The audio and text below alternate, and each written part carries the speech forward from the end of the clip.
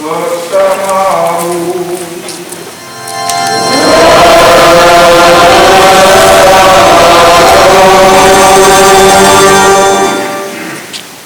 Saudara-saudari terkasih yang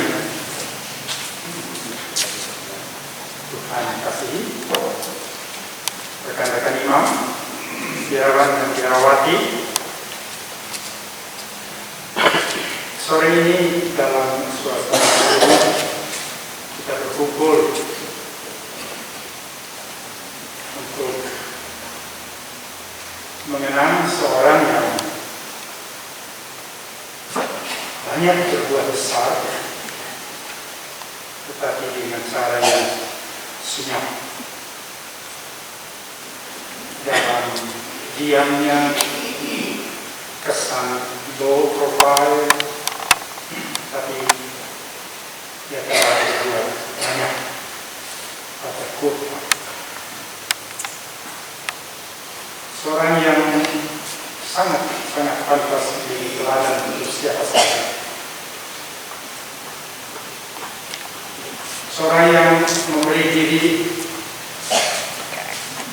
untuk seutuhnya untuk misi yang dipercaya kepadanya dan diembannya seumur hidupnya dengan setia. Tidak banyak bicara, tetapi lebih banyak berdoa. Kita kehilangan, tetapi dalam optimisme iman kita boleh mengatakan sesudah 88 tahun hidup di dunia, puluhan tahun mengabdikan dirinya sebagai misionaris di tempat kita dengan seluruh kasih dan cintanya yang utuh.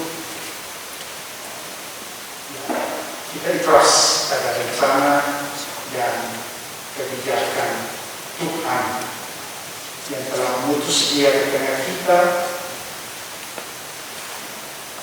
menggunakan seluruh dirinya untuk kepentingan Tuhan, dan akhirnya Dia boleh kembali dengan damai. Kita ikhlaskan Dia karena Tuhan dengan penuh rasa syukur dan terima kasih. Kita mempersembahkan doa-doa kita agar perjalanannya ke rumah Bapa mulus, dan pada waktu yang indah boleh seutuhnya berbahagia bersama dengan Tuhan. Dan semua orang kudus dalam kerajaan yang baik. Kita siapkan hati kita untuk perayaan ini. Mohon ampun atas dosa-dosa kita dan atas nama Paterku.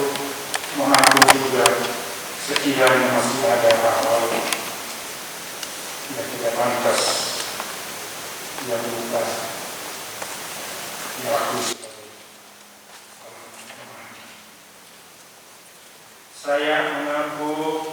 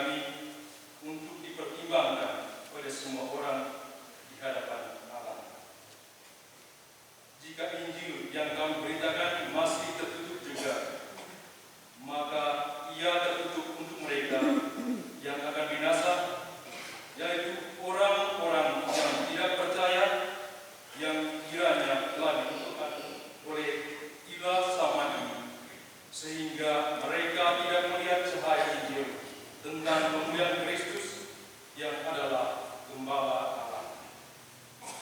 Sebab bukan diri kami yang kami beritakan, tapi Yesus Kristus sebagai Tuhan, dan diri kami sebagai hamba karena kehendak Yesus.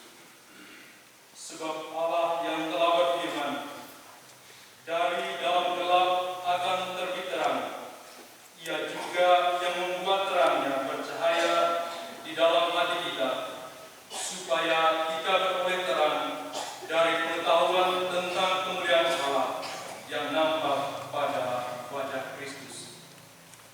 Tetapi harta ini kami punyai dalam bejana tanah liat, supaya nyata bahwa kekuatan yang melimpah-limpah itu berasal dari Allah, bukan dari diri kami. Demikianlah sabda Tuhan.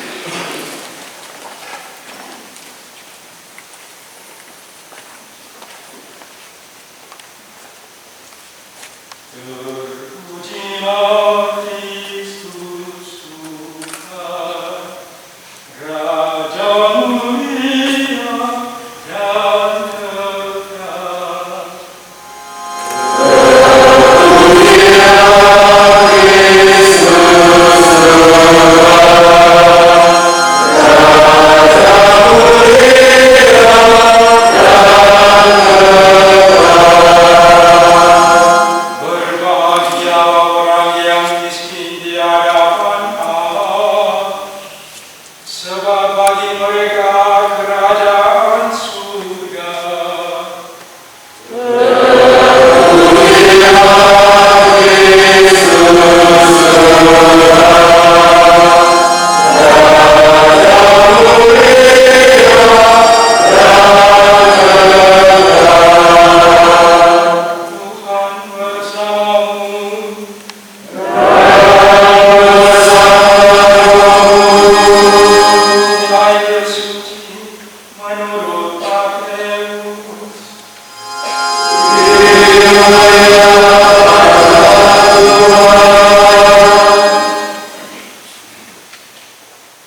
Ketika Yesus melihat orang banyak itu, naiklah ia ke atas bukit, dan setelah ia duduk, datanglah murid-muridnya kepadanya. Maka Yesus pun mulai berbicara dan mengajar mereka, katanya, "Berbahagialah orang yang miskin di hadapan Allah, karena mereka lah yang mempunyai kerajaan surga. Berbahagialah orang yang berduka cita, karena mereka akan dihibur. Berbahagialah orang yang lemah lembut, karena mereka akan memiliki bumi. Berbahagialah orang yang lapar dan haus akan kebenaran, karena mereka akan dipuaskan.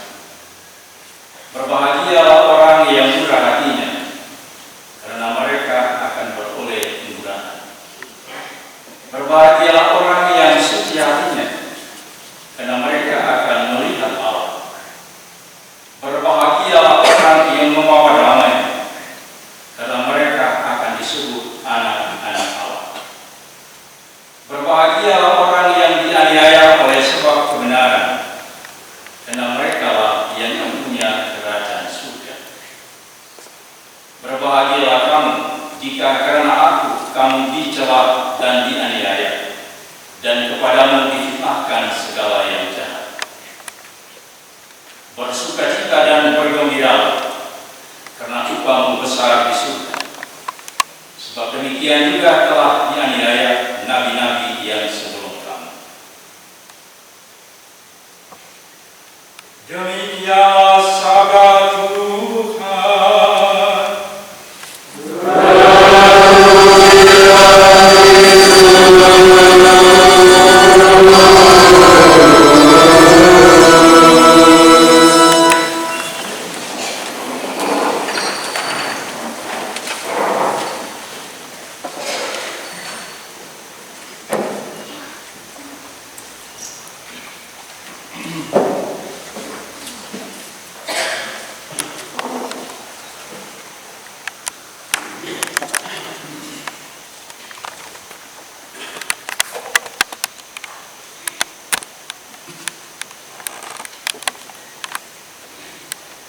Saudara-saudari yang terkasih dalam Kristus, kita mengenangkan pada khotbah yang seminggu yang lalu meninggalkan kita. Kita mengenangkan dia dalam misa yang merupakan perayaan kenangan akan Tuhan Yesus yang wafat dan bangkit bagi kita, termasuk bagi Petrus. Setiap kita memiliki kenangan sendiri dalam hubungan dengan Petrus.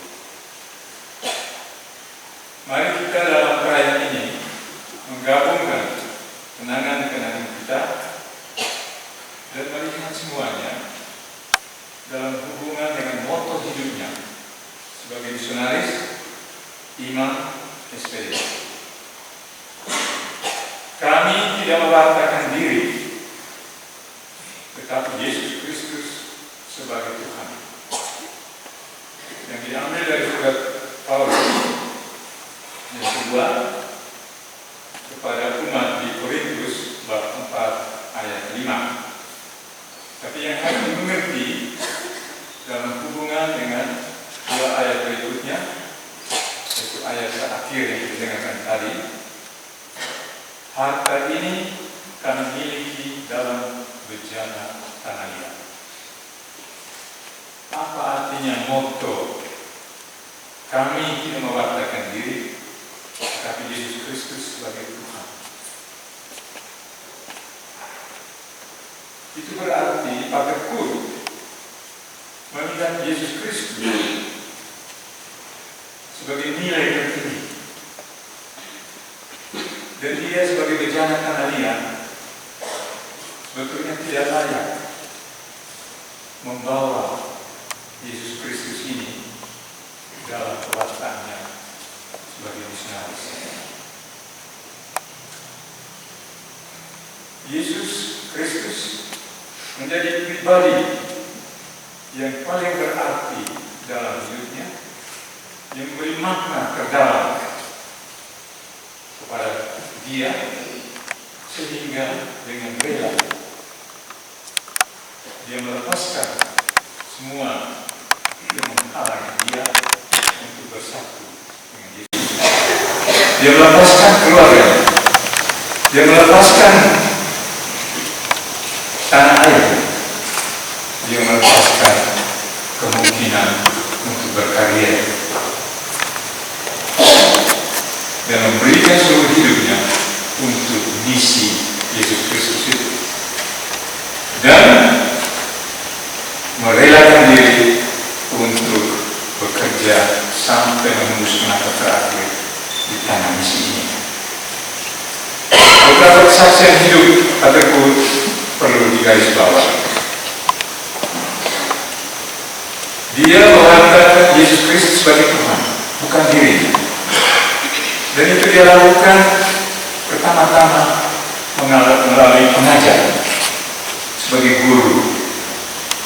Dia adalah guru agama kami dengan buku pegangan Keluarga Kudus. Karena dia mau agar kami menyadari kami bukan hanya anggota keluarga hubungan darah, tapi kami anggota keluarga Allah oleh sakramen pembaptisan. Dia mewakilkan Kristus sebagai Tuhan melalui khotbah-khotbahnya, baik di paroki Laja dan Boba maupun yang terakhir dan terlama di paroki Bere yang dulunya masih stasi. Umat di Bere banyak yang sudah hafal ilustrasi cerita-cerita Pater Kurt yang berkaitan dengan Injil. Tapi kesaksian Pater Kurt yang terkuat akan Yesus Kristus sebagai Tuhan, terutama melalui teladan hidupnya. Dia tidak bicara banyak, tapi dia berbuat banyak. Pertama-tama, Pater Kurt menjadi tanda yang hidup dari Yesus yang sering berdoa, biasa berdoa. Dalam Injil-Injil sinoptik, juga dalam Injil Yohanes, khususnya Yohanes bab 17, seluruhnya itu Yesus berdoa. Dan Injil sinoptik mengatakan sesuai dengan kebiasaannya, dia pergi ke sinagoga pada hari Sabat. Sesuai dengan kebiasaannya, dia bangun pagi-pagi buta, pergi ke tempat yang sunyi untuk berdoa. Sampai murid-muridnya, Yesus berdoa itu dia ngomong apa saja. Maka minta dia mengajarkan mereka untuk berdoa. Dan doa yang diajarkan itu doa utama gereja bahkan. Pater Kurt sangat setia seperti Yesus, bangun pagi-pagi buta, pergi ke ruang doa Yesus dan mendoakan gereja yang setiap imam terima sejak masa pater dan terima secara resmi ketika uskup mengambil menjadi diakon. Setiap biarawati menerimanya ketika masuk novisiat, bahkan sejak postur. Doa brevet, doa resmi gereja yang isinya sebelumnya kitab suci.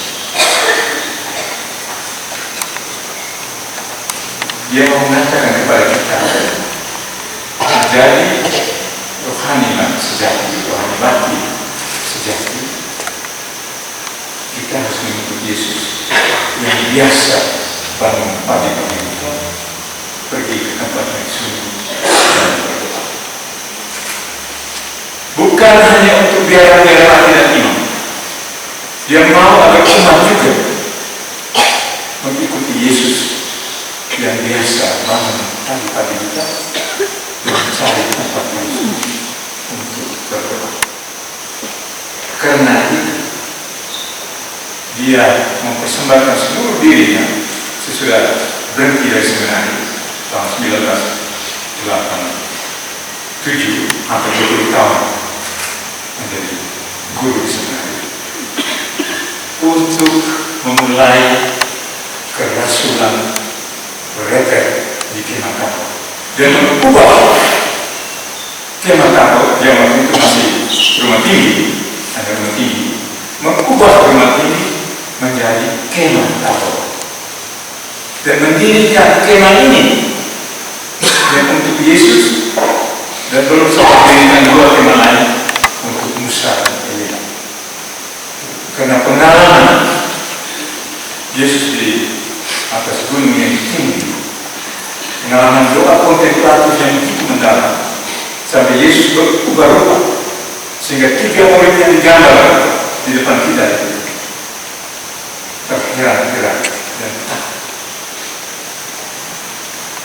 Itu menjadi inspirasi utama dia memberi nama Kemah Tabor ke tempat ini dan mendirikan kapela ini dan mengundang biara-biara imam dan umat datanglah ke tempat yang sunyi ini untuk bertemu dengan Tuhan yang mulia.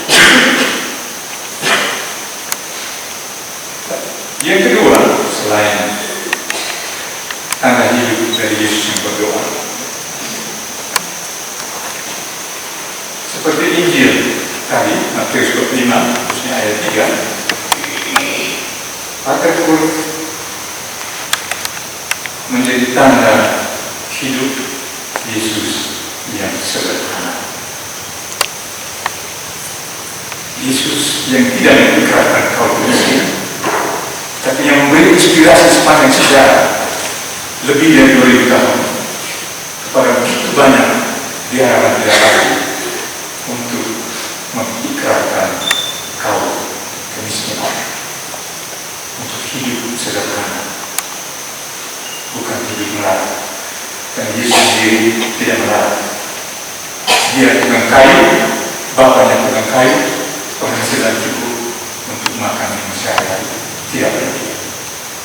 Dan dia mau mengajarkan para murid dan kita semua untuk menilai, untuk menghargai nilai hidup sederhana itu dan pada perut memahami.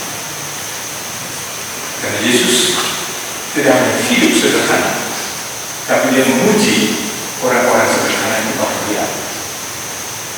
Berbahagialah hai orang yang miskin di hadapan Allah, karena mereka yang punya kerajaan surga. Dan kita jangan lupa dalam Injil, khususnya Injil Lukas, Yesus memperingatkan orang kaya alangkah sulitnya bagi orang kaya masuk ke dalam kerajaan surga. Lebih gampang seekor unta melewati lubang jarum daripada seorang kaya memasuki kerajaan surga. Orang kaya ini tidak harus yang memiliki uang bermiliar-miliar. Orang kaya ini kita yang hidup di zaman modern, yang tidak bisa mengatakan cukup selalu ingin lebih. Pater Kurt memahami nilai hidup sederhana ini. Apa artinya kau kemiskinan? Kamarnya sederhana sekali. Hanya satu tempat tidur, satu meja, satu kursi, satu lemari, satu wastafel. Tidak ada teh, apalagi dengan itu ini yang bertingkat-tingkat seperti pesta-pesta. Sangat sederhana. Tidak ada televisi di kamar. Ketika dia semakin tua, Pater Patris menawarkan, bahkan berulang-ulang menawarkan, Pater, izinkan kami buat kamar mandi dan bersaudara. Tidak mungkin Pater harus jalan terus dari kamar ke kamar. Mati-matian tidak mau. Satu detik bisa bangun pun tidak mau. Tapi itu ada hubungan yang tidak sederhana. Dan ketika saya minta nasihat pada dia, pada awal pemimpinan kami, dia beri nasihat apa? SPD harus hidup sederhana. Harus sederhana. Dan dia beritahu tentang SPD. Kita harus pikir betul-betul sebelum beli satu motor.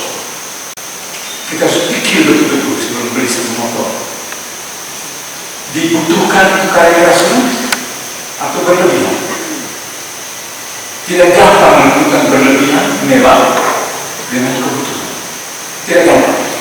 Dan setan di zaman ini bermain di situ dengan kita semua. Masyarakat kita semua diancam oleh sekularisme, oleh pengejaran akan hal-hal dunia ini sampai kita jatuh ke bawah dalam banyak dosa. Semua itu sederhana.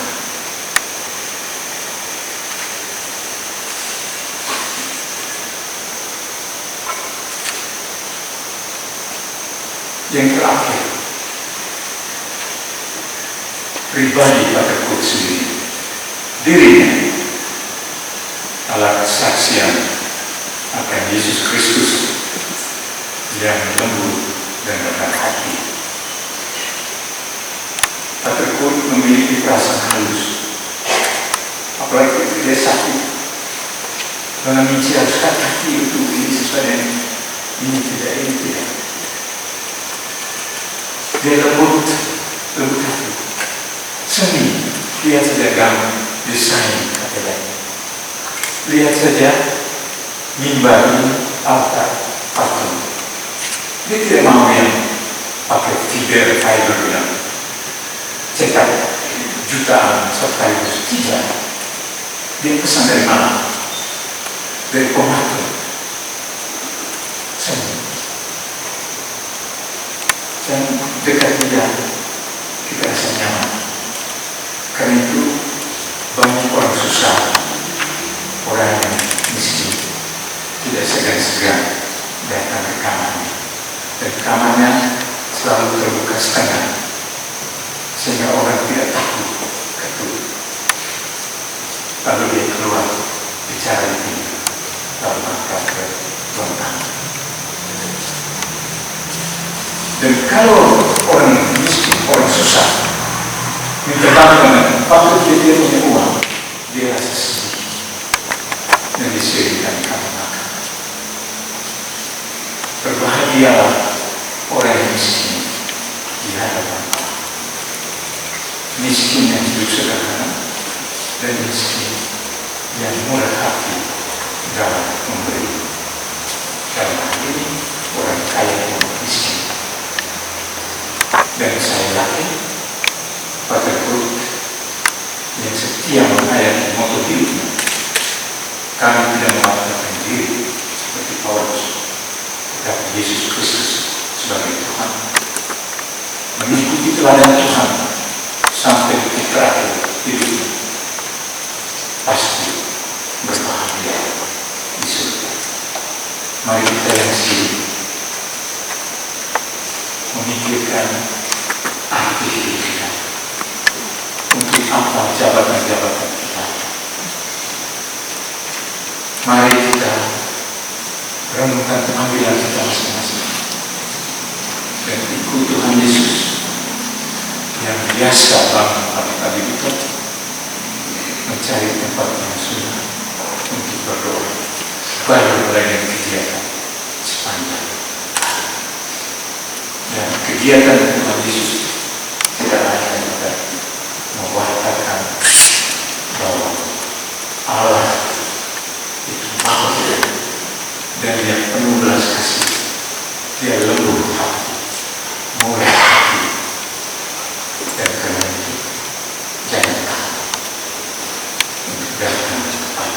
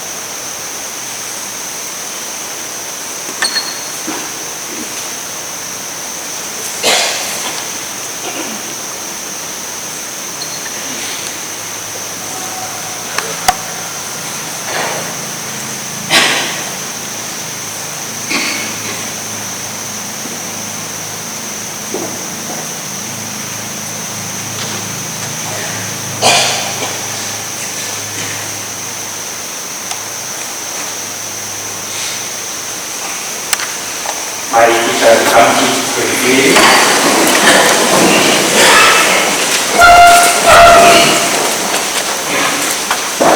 Kita bersatu dalam doa umat.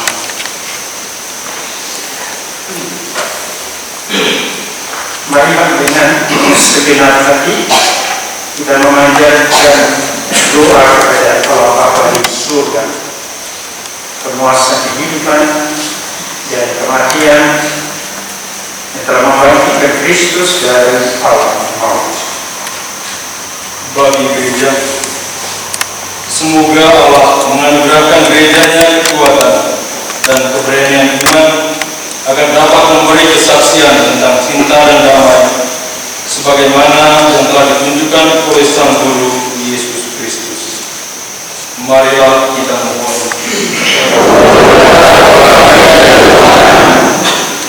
Bagi Amin Pater Kurbat SPD, semoga imam, biarawan dan misionaris Pater Kurbat SPD yang telah meninggal dalam Kristus diperkenankan ikut berbahagia bersama para kudus di surga dan menjadi pendoa bagi karya misi SPD dan gereja sejagat serta seluruh umat yang masih bersejarah di dunia.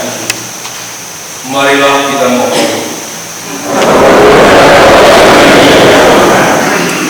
Bagi anggota keluarga Pater Kurbat SPD yang telah meninggal, semoga anggota keluarga Pater Kurbat SPD, orang tua, sanak saudara, dan para donaturnya yang telah meninggal dunia memperoleh tempat yang layak dalam kerajaan surga. Marilah kita mohon.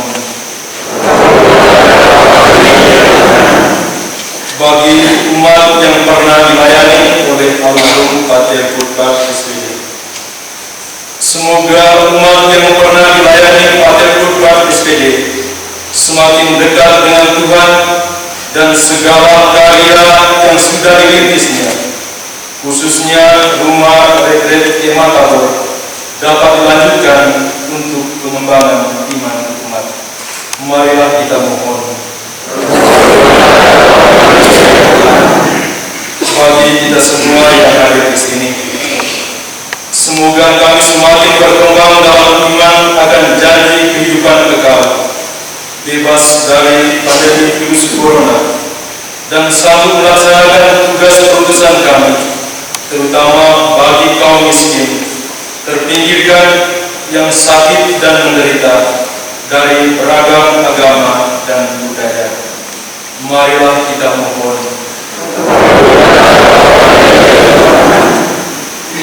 Ya Allah Bapa Maha Pengasih dan Penyayang, asal dan tujuan hidup kami, kepadamu lah kami berharap.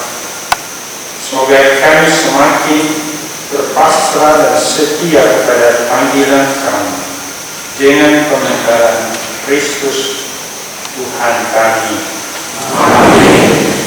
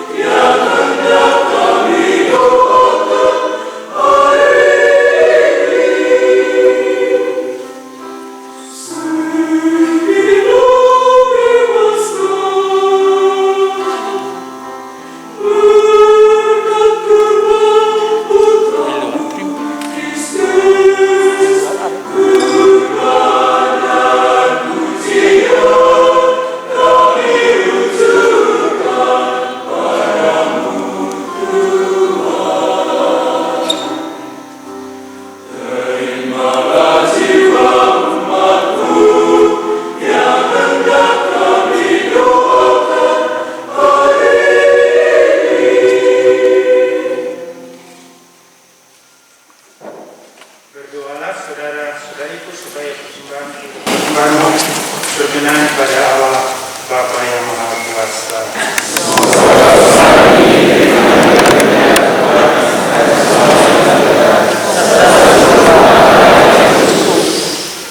Allah Bapa yang Maha Kuasa yang kekal, terimalah roti dan anggur ini. Satukanlah dan putuskanlah persembahan kami dengan korban putramu yang menyelamatkan.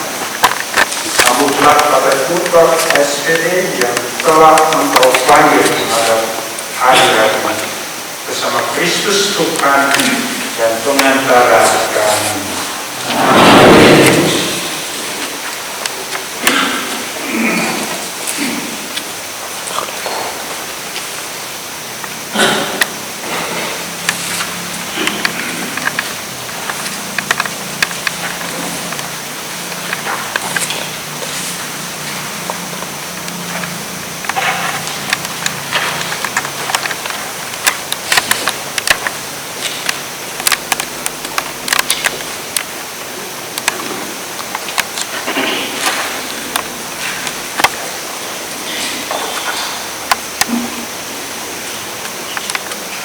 Tuhan bersamamu.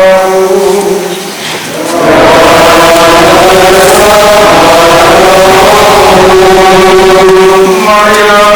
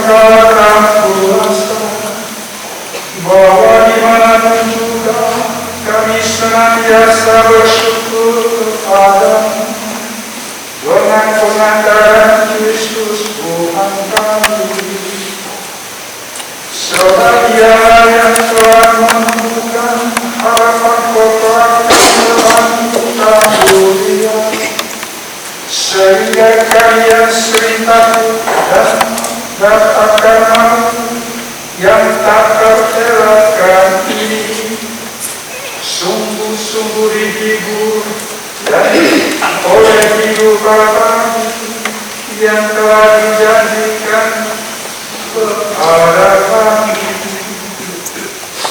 Oleh karena itu, sebagai umat beriman, kami yakin bahwa hidup hanyalah hidup.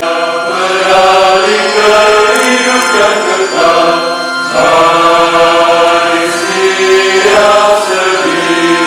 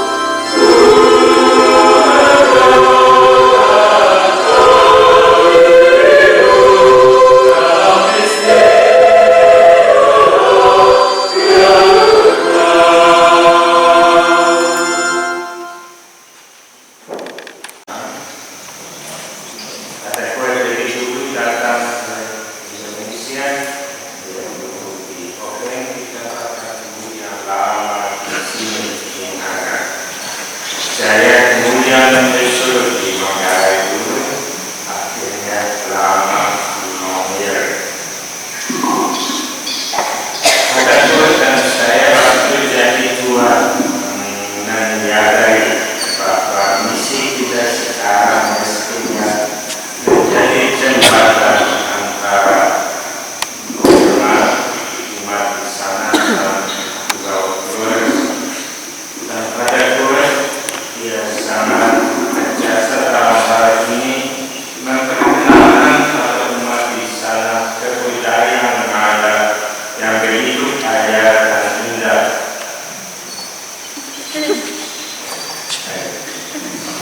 Selain ini, yang kebudayaan pada Flores yang sangat tinggi, sangat berjasa dalam hal inkulturasi. Acara ini adalah salah satu yang jaga tentang inkulturasi yang begitu bagus dan gue. Lalu kami juga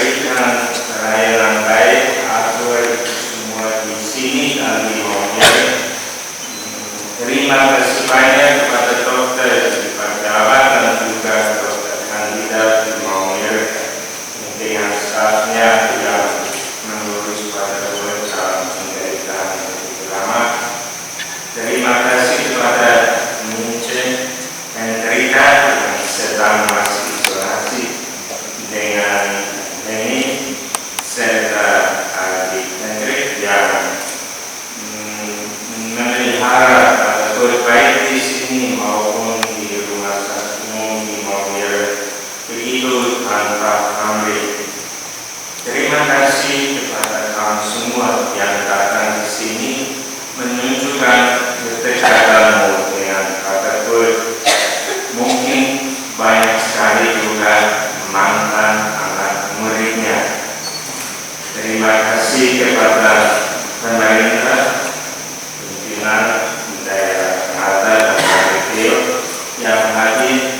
Terima kasih kepada semua yang melibatkan diri di dalam perayaan ini, juga anak-anak seminari dengan nyanyian itu bagus. Ya, terima kasih kepada umat dari Biere dan tempat lain yang datang untuk kita hadir di sini.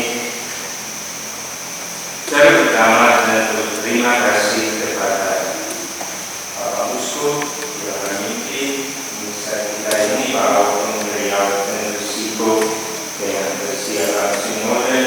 Terima kasih kepada provinsial yang membawakan khotbah yang begitu baik. Terima kasih kepada semua rekan imam, para imam rohani tadi. Paterkul sebagaimana dikisahkan dalam khotbah tadi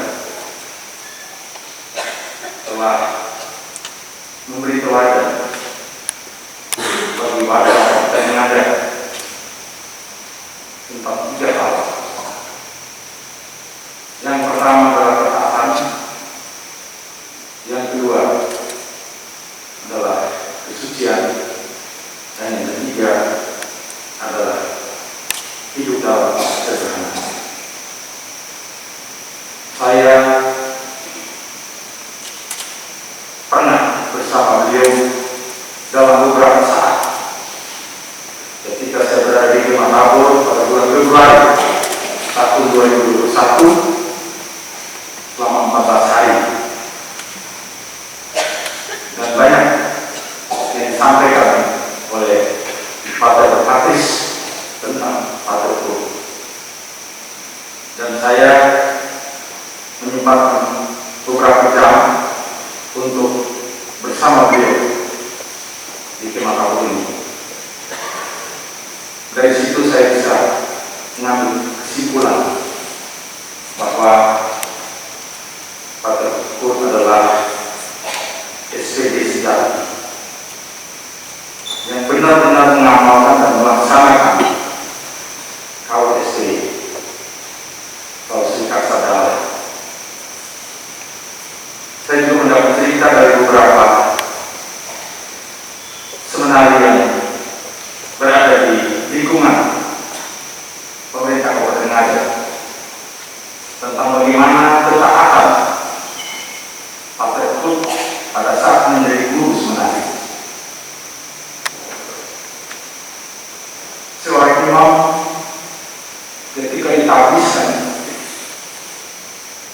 pasti mempunyai niat untuk bagaimana bersama umat, tapi ketika ditempatkan untuk mengajar, tetapi karena didasari oleh ketaatan, Paterkul bisa melakukan 2 tugas sekaligus.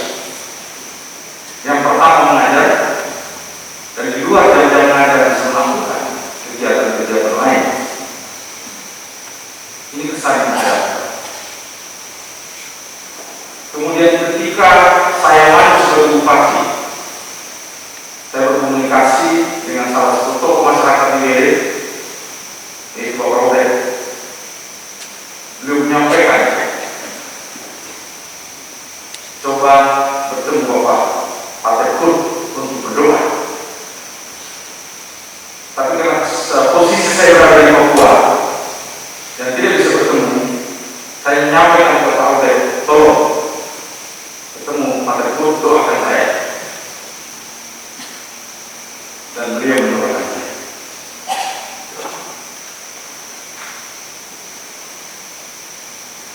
Yang mulia Bapak Uskup, Biarawan Biarawati, para undangan dan umat sekalian,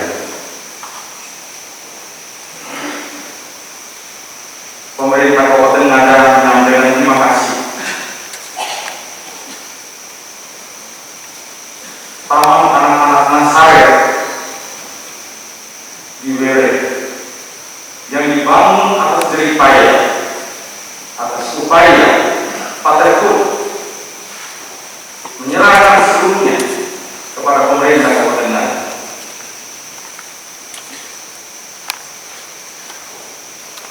Dengan bantuan biaya dari keluarga. Untuk itu pada kesempatan ini pemerintah Kabupaten Ngada akan secara khusus menyampaikan melalui surat ucapan terima kasih yang pertama kepada pimpinan ISRI, yang kedua melalui Pater Paulus dan Pater Markus kepada kedua keluarga besar yang berada di Jerman atas semua dukungan yang melalui Pater Paulus bisa berbuat, bisa melakukan sesuatu demi masyarakat di beberapa wilayah yang pernah almarhum bertugas dan melayani. Dan pada kesempatan ini pemerintah Kabupaten Ngada juga menyampaikan permohonan maaf karena protokol kesehatan, maka semua proses pemakaman, proses di rumah sakit harus dilaksanakan dengan ketat. Dan pada akhirnya pada kesempatan ini juga pemerintah Kabupaten Ngada akan mengembalikan semua biaya rumah sakit yang tadi telah disampaikan oleh para pastor, baik di rumah sakit Bejawa maupun rumah sakit di Mombasa. Sebagai wujud ucapan terima kasih pemerintah Kabupaten Ngada yang tidak ada nilainya dibandingkan dengan karya jasa yang telah diberikan oleh Pater Paulus kepada seluruh masyarakat Kabupaten Ngada. Terima kasih Pater Paulus. Selamat jalan. Doakan kami yang masih berada di bumi ini. Sekian dan terima kasih. Tuhan memberkati. Keteladanan yang luar biasa untuk saya sebagai mantan murid. Saya mengagumi kesalehannya, disiplin, keteraturan dalam segala hal. Dalam sekali komplit untuk saya, komplit kalau saya merenungkan kembali bersama waktu pada posisi sebagai siswa di mata pokok ini. Dan ketika dia memutuskan untuk ada di tema tabur ini dengan apa yang kita saksikan secara fisik kelihatan, itu mengungkapkan sangat transparan apa yang merupakan kedalaman dan kekayaan bagi seorang Pater Paulus. Sangat jelas ya kalau kita mengenal dia secara pribadi. Semua terungkap bukan untuk dirinya seperti Pater ofisial katakan, tapi untuk mengutamakan dia yang mau dia wajarkan, yang mau dia hadirkan. Itu setiap kali saya kalau masuk ke kompleks ini, ya tentu Pater Paulus berbayang, sekarang Patrick berbayang, tapi lebih daripada itu, ya. Nilai-nilai di balik semua tampilan kompleks tema tabur ini tidak bisa tidak, ya. Orang yang betul-betul sedikit punya kemampuan refleksi pasti akan menemukan sesuatu yang ingin dihadirkan oleh Pater Paulus di tema tabur ini. Karena itu sebagai uskup, ya,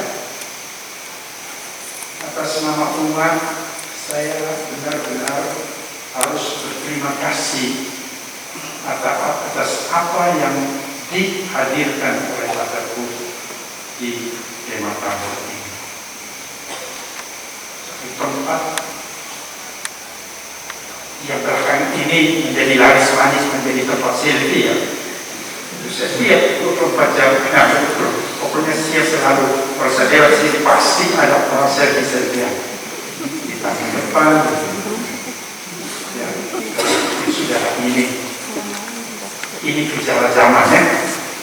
Ya, era milenial, generasi Z dengan gaya. Tetapi sesungguhnya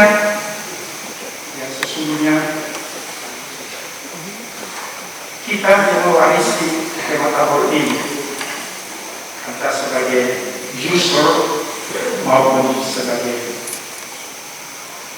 penyelenggara ataupun dalam pada diri pada Paris, saya sangka kita punya kewajiban yang amat sangat penting, ya, supaya apa yang dimasukkan oleh beliau Bapak-Ibu dengan Kemah Tabor ini sungguh-sungguh dapat dipelihara di bawah. Intinya kita tahu siapa sebenarnya yang mau dihadirkan oleh Bapak-Ibu dalam kesederhanaannya, dalam pengorbanannya habis-habisan, pemberian habis-habisan. Dia mau mengutamakan Tuhan yang ingin dia hadirkan di tempat ini. Saya sangat tidak adil kalau saya hanya ngomong tentang Kemah Tabor. Saya tahu dengan pasti sejak saya sebagai siswa, Bapak-Ibu sangat membuka dalam topik yang pada zaman kami siswa di sini sedang ya, dengan keterbukaan Konsili Vatikan kedua, ya, dengan inkulturasi ideologi Bapak-Ibu seperti tadi sudah disebut ya. Kami sebagai mahasiswa berbodoh di sebelah ini, ya, kalau bisa mengerti diskusi-diskusi tentang inkulturasi, adaptasi ideologi dan segala macam, ya. Dengan melihat apa yang Bapak-Ibu buat di daerah ya. Ketika seminari ini sudah merayakan Pancabindu, itu satu event yang luar biasa menggegerkan. Ya, betapa inkulturasi itu menjadi sesuatu yang begitu kuat tampakan seluruh rakyat bangsa ini. Dan Habib Nur ada sebagai salah satu orang pemikir di balik semuanya. Ya. Baik, bisa bercerita banyak. Tapi intinya bahwa Habib Nur bukan hanya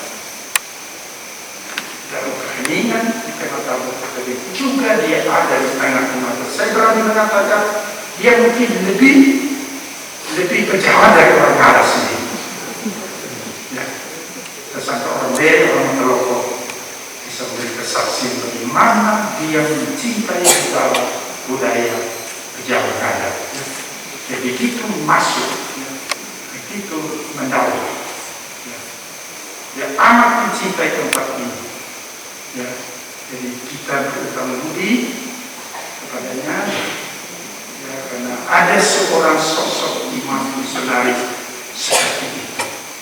Dan seperti saya katakan tadi, pantas dia boleh sosok fisiknya boleh kita rasa kehilangan sosok fisiknya, tapi kiranya semua